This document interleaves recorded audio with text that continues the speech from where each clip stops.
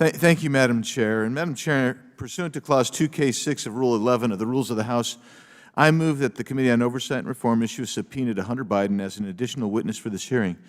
Hunter Biden helped sell one of the world's largest cobalt mines to China. Cobalt is a key component in batteries for electric vehicles. It's obvious that Hunter Biden has a valuable expertise which he can share with us today at this hearing on electrifying the federal fleet of postal vehicles. And so, Madam Chair, we should have him here at this hearing, and I urge my motion. Okay, the gentleman has made a motion to subpoena Hunter Biden. His motion is in order. We have consulted with a parliamentarian, and we will be able to place this motion in abeyance, and we will deal with it before the end of today's hearing. This will be done out of courtesy to the important witnesses that we have before us who are here and have to give adequate notice to all members. We will consult with our members and announce a time to return and dispose of this motion. Now we will move on with the rest of the hearing. We have a serious hearing in front of us. Let's move forward. I now recognize the gentleman, Mr. Biggs, for your testimony. Oh, thanks. I'm happy to give testimony. But I'll ask questions instead. So, when I live in the West, we mine. Arizona's a mining state. An electric vehicle requires elements that come from mines. In fact, the batteries that they rely on come from the ground. There are so many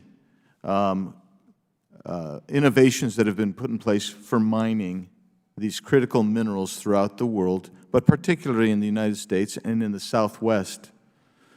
And yet, we find that this administration, as well as previous administrations, have continued to put speed sticks down to prevent us from getting the mineral resources that we need to actually build electric vehicles, build batteries, build the crazy wind farms that you have, build the materials necessary for solar. You guys just don't want to mine. You don't want to mine. You don't want to extract from the earth the gifts that are necessary to implement your environmental goals and strategies. Mr. Stein, President Biden announced the use of the Defense Production Act to boost mining of rare earth minerals, which are necessary for electric cars in the U.S. Is that going to do anything to help?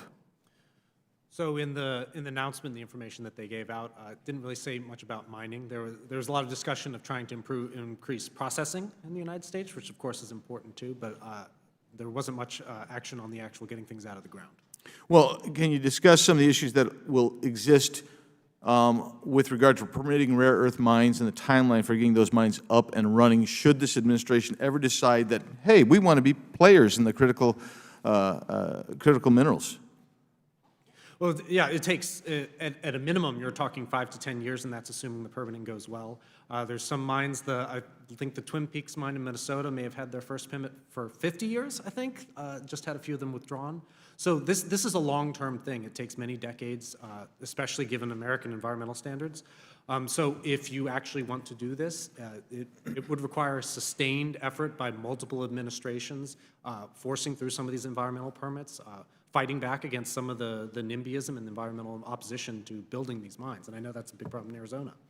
Yeah, so when we think about it, and critical minerals necessary to build batteries and the vehicles themselves that we're talking about today, I can think of one country that has a substantial amount of critical minerals, and that would be Afghanistan. Can you describe, I don't know if it's in your expertise to describe some of the critical minerals that are available in Afghanistan? Yeah, I'm not familiar with the full inventory, but I know that the USGS did do an estimate of the resources available in the mountains in Afghanistan, and almost all these critical minerals were there and present in large quantities. Of course, the question was how to actually build those mines in the middle of a war zone, but yes. Right, and when we evacuated from Afghanistan, we turned those over to the Taliban, who is now engaged in contractual relations with China to explore and extract.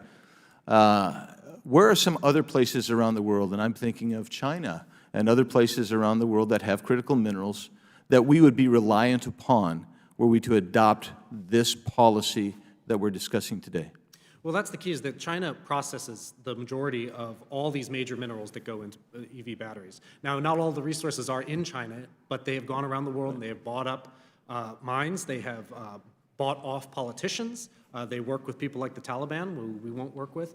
They are open to all comers as long as these resources get sent to China to be processed. Gentleman's time has expired.